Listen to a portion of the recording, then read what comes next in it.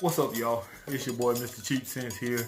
And for some strange reason, as I'm trying to do a little bit of editing to one of my videos, um, when I went to monetize it and to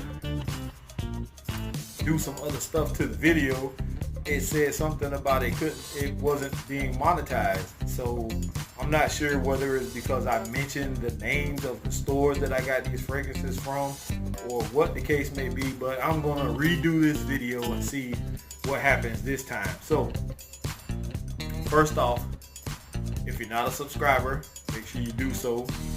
Make sure you ring the bell for notifications. Icon will open up above the bell. Hit all so you get all content uploaded by me through this channel. Make sure you like the video, thumbs up, share the video, and also be active in the comment section. So, like I said in the video before this one, for the past 2 days, which is the weekend, I've been in and out of certain stores, TJ Maxx, Marshalls in particular, and I frequented quite a few stores the past 2 days, and the finds that I ran into aren't bad, could be better, but for some people I think they would make great pickups if you find these in the wild. One of these does resemble another fragrance, and I'm going to mention that in a few minutes. But with that being said, the first one I'm going to go with is actually one I found before. Well, I actually owned before, I should say. And it was a smaller bottle, and I'm not sure whether I sold it or it was in that box I gave to Matt over at Georgia Gent. But whatever the case may be, I have another bottle of it, and it is Burberry Touch. And I'm pretty sure the fragrance community is well aware of this fragrance, and it is a very nice fragrance. I think the House of Burberry is a nice house, period.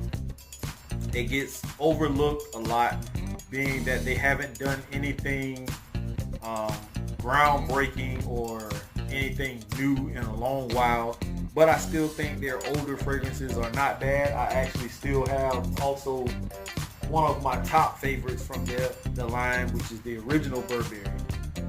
But it's more about Touch that I found, and I'm glad to have this back in my collection, and a bigger bottle of it at that. Next up is one I also had when the hype was real out there, when Abercrombie and Fitch had that stint going on where everybody was running out, including me, to find Extreme and the Blue and all this other stuff. And personally speaking, just from my standpoint, I wasn't thrilled about any of those fragrances, to be honest with you. The only reason why I have this one, a bigger bottle of the blue one that I had before, is because I found it at a decent price, and you just can't beat it. For anyone who doesn't have or don't want to spend a lot of money on stuff like Bleu de Chanel and Sauvage and Dylan Blue and all of those other fragrances, then I think this would suit somebody who's not looking to spend a lot of money. You can find these for the 20 some odd dollar range up to about 30 bucks. And I don't think these are bad buys. Smells great. Performance as far as longevity is concerned didn't last long on me, but hey, when you see a decent deal, sometimes you just can't pass it. And that's what happened here. I have it back in the collection. Another group or two fragrances I found that I didn't think I would run into are from the house called Lomani. And Lomani makes several different lines of fragrances. Some that a lot of people are familiar with. If you're not, type in Lomani, Google it. It'll tell you. You may see some things from their lines that you may have seen before. These particular two, I was kind of shocked when I seen them on the shelf. They ran $12.99, and that's not a bad deal. Now, one of these actually smells very similar to a freshie called Mont Blanc Legend Spirit. And if you've ever smelled this Freshie, then that is what Victory Intense smells like by Lomani. Let's see if I can get a better shot of that.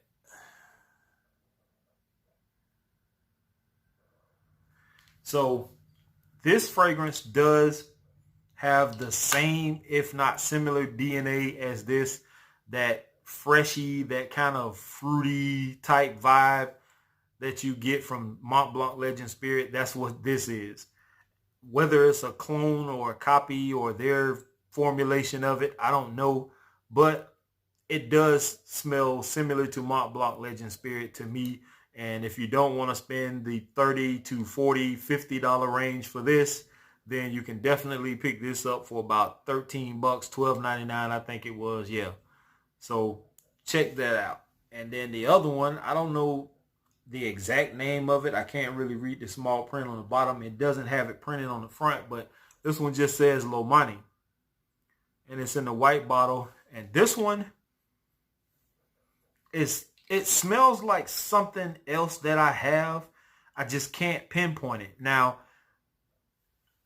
there's an aspect that you get from Burberry Touch that I pick up in this fragrance. Now, I'm not saying that this is a clone or a copy of Burberry Touch, but there is something in this that gives me a vibe of something that's in this, and I can't pinpoint it. Now, I will do a check on it and see if I can figure out which fragrance that this smells like, but it's not a bad fragrance for about $12.99, $13, pushing $14. You can't beat getting something like this that you can wear as an everyday scent.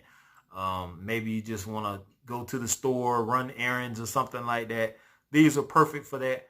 Or they can be somebody's signature scent, because they do smell good enough to be a signature scent for somebody, especially this one. I like this one better than I like this one, but that's just my personal opinion. And last but not least, the fragrance that actually cost the most, which was $29.99, and it is L'Eau d'Issey Pour Homme Intense. And I was kind of skeptical the last time I saw it because I thought I had this already. Obviously, I don't. This is what it looks like. It's kind of hard to see, but that's what it looks like. It's similar to the body style of this one, which is the fresh version, except it's a little darker with a dark cap. And this is a masculine, mature fragrance. It doesn't smell bright like some of the others that I have from this line. This is more dark. This one more for, I'll say, formal, nighttime, slightly cool outside. Perfect for that.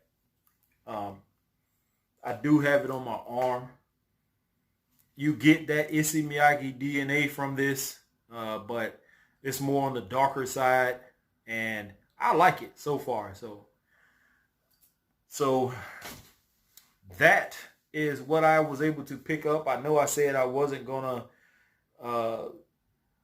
get caught up again in those cheapies, but you know, when I smelled these two, I had to get my hands on them. You just can't beat it. And instead of me having to use up something like this that I treasure a little bit, I can use the more inexpensive one, which is Victory Intense. Smells similar to it, and at least give it some wearing the next few days and get you all some videos, some reviews on these two particular fragrances.